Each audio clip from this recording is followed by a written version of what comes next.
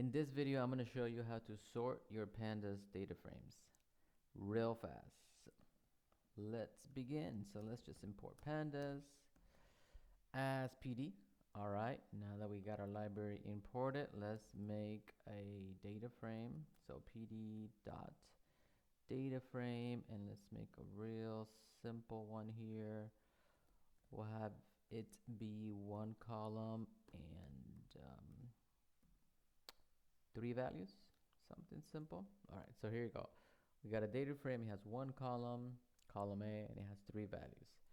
Now the question is, how do you sort it? Well, this is how you sort it. df.sort values. We're going to use the sort values method, and the sort values method requires you to have a parameter called a by, and here you simply put the name of your column you want to sort by, and voila, column A sorted ascending, so from smallest to greatest. If you wanted to sort descending, then there's a second parameter you could add here.